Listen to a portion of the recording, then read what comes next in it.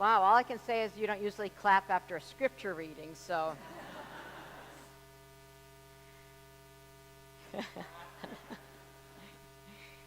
Yeah, right. I'll leave that to Barbara Streisand and this group of talented women here. So for Yentl, religion was the source of her pain and her strength. It was the source of her love and her oppression. She had a complex relationship with religion. She couldn't live with it, at least how it was manifesting in her life, nor could she live without it. It frustrated her, but it fed her. It gave her freedom, but was her prison. I imagine many of us, or a number of us, share her complicated feelings about religion as well. Seems like a week cannot go by where we don't read something atrocious in the news about religion and its abuses. Am I right? No wonder about a fourth of the U.S. population identifies as nuns, not N-U-N-S, but N-O-N-E-S, which means no religious affiliation. Now, if you take that and just apply it to millennials, the percentage goes way up. And of course, if you take California as opposed to the rest of the nation, the percentage goes way up as well. So many people identify as nuns with no religious affiliation, although they are quick to add the phrase, I'm but. I've heard a few of you say that too. Well, why? Well, when people are asked what they think of religion, the key words are homophobic, narrow-minded, bigoted, and then a few which are not appropriate for the pulpit. And no wonder. Let's be honest, religion has a very checkered past. Religion has been the vector of so much good in the world and so much evil. And I use the word evil intentionally because to me there is nothing more evil than religion abusing its power, whether it's in the dehumanization of people or the violence against people. But here we are. It's 2017. Here we are at CCSM, a 150-year-old religious institution. So, that's interesting, isn't it? I've talked many times about the role religion is meant to play in society, that Christianity, our tradition, is meant to be the conscience of the state, is meant to be a moral corrective to our society's greatest ills. But today, I want to explore the role religion is meant to play in our personal lives on a soul level. What is religion meant to do when it is its highest self? So I want to suggest a couple ways we might look at this fallible, flawed, human-made, culturally bound thing called religion. And maybe in doing so, strengthen our own spiritual lives. Are you with me so far? Because religion has often eclipsed God. I want to share some thoughts then. Religion is from the Latin word religare, which means to tie fast, not to tie you up in knots, to tie fast, to bind or to hold or to connect. That is the root of the word. So what is it meant to connect us to? Well, first of all, it's meant to connect us to mystery. You know, a number of years ago, Anley and I owned a place in the country, and some of my friends had heard me say that I wanted a telescope because where we had this place in the country was this amazing view, this wide open sky. So they overheard me saying that, it'd be so cool to have a telescope. So on some occasion coming up, they all chipped in, and I meant a telescope that kind of made a nice accent in a room, the kind that look out. But oh no, they bought me this big, cumbersome, multi-parts looking thing with a computer in it. And it was programmed to point north, so the minute you turned it on, red flag number 1, it made this R2D2 kind of noise and pointed directly north, which was back right into the kitchen. I had put it on the upper deck, and there it went back into the kitchen. So I tried to turn it, tripping over the tripod, tried to point it at the night sky, and every time I pressed that button, sure enough, it would show me a view of the uncleared table in the dining room. As soon as I would get it situated, it would make that noise again, and the lens would rotate. And to add to all this, of course, was the hilarity of my friends in the background. Just read the instructions, one would say. I'd start that. Another would say, turn the lights out, and they'd turn the lights out. Then I couldn't read the instructions. And then people started to help. And finally, I said, I can see something. But it turned out to be the landscape lighting on the ground below. And of course, being the Irish person I am, I had this strong impulse to just hurl it right over the upper deck. I restrained myself and instead went down the stairs, out on the lower deck, and simply looked up at the sky. Because I wanted a relationship with the stars, not the telescope. Religion is the telescope. Religion is not the mystery. It's meant to connect us to the mystery. Religion is not the flowers. It's the vase that provides a container so that we might appreciate the beauty. So it's meant to connect us to mystery. It's also meant to connect us to tradition. In this age of instant everything, it helps us remember that we didn't make all this up yesterday. There's a sense of interconnectedness. And in tradition, we move kind of slowly. Maybe some of you have seen the movie Zootopia. If you've seen that movie, the sloth scene where the sloths are the bank tellers and they talk about, and this goes on for minutes. That's about how fast the church moves most of the time. And it's because we are carrying centuries with us.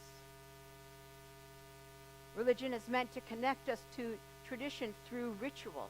We sing hymns that have been sung for centuries. And then we add our own music from our time, which in a generation, the younger people will say, why are we singing this old stuff? When we light a candle, we connect with the light. When we share the meal, we connect with the communion of saints. When we listen to Scripture, we enter millennia of conversation that has happened around these very same texts. It's meant to connect us that way.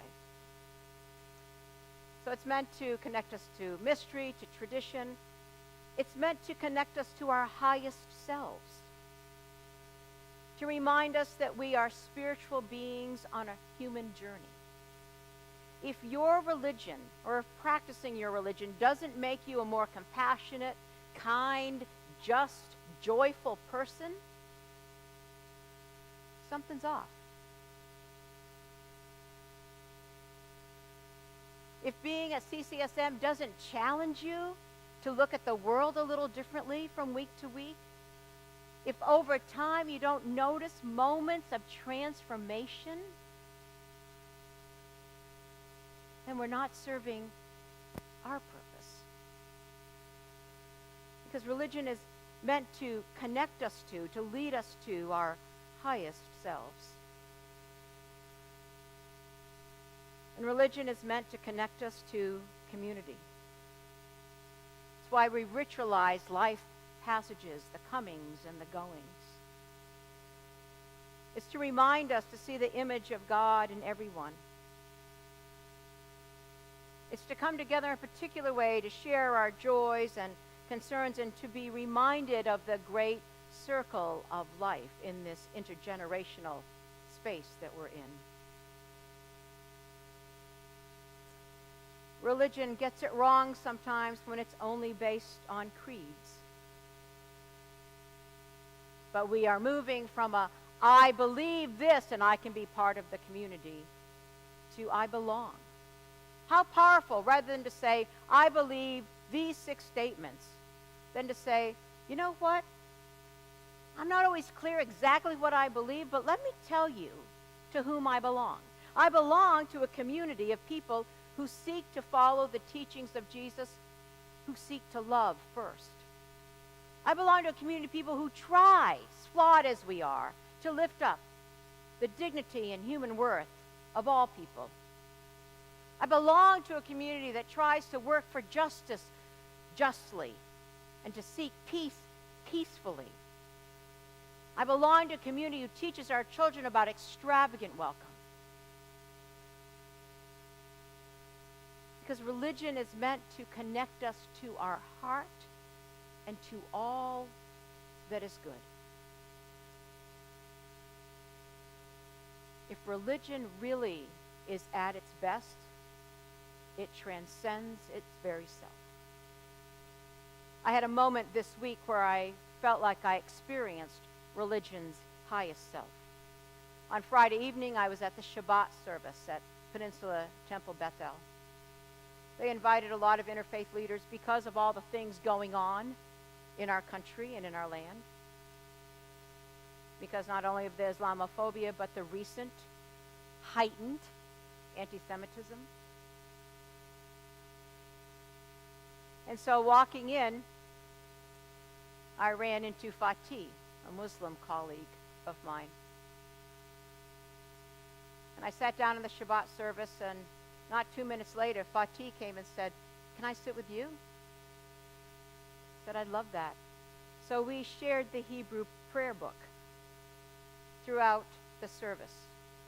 Did our best to sing in Hebrew together and experience that spirit which transcends any one culture. And in those moments, I felt like I had experienced the heart of what religion is meant to be. The great Sufi philosopher Ibn Arabi writes, "My heart holds within it every form. It contains a pasture for gazelles, a monastery for Christian monks. There is a temple for idol worshippers, a holy shrine for pilgrims. There is the table of the Torah and the book of the Quran. I follow the religion of love and go whichever way his camel leads me. This is the true faith. This is the true religion."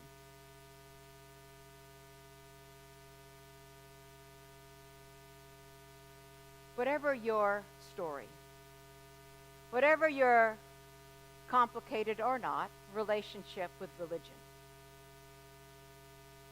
remember what it is and what it isn't. It is not the mystery. It's to connect us to mystery. It is not perfect, far from it. It is meant to lead you and me to our highest and best selves, and to encourage others to do that. When it is anything other than that, it begins to miss its mark in our lives and in the world. It is our job to keep reinventing so that our religion, our tradition, is better and more open and more inclusive, and that our hearts transcend our own tradition in the greater realm of love.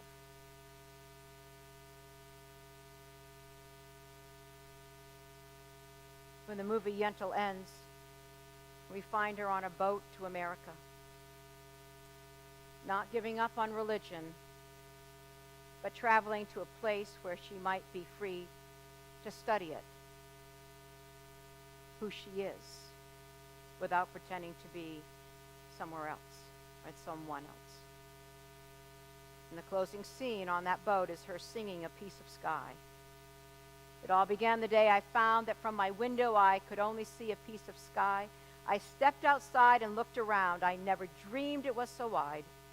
No matter where I go, there'll be memories that tug at my sleeve, but there will also be more to question, more to believe. Let your faith, your religion, your tradition connect you to that greater piece of sky, where there is always more mystery, more love, more community, more transformation.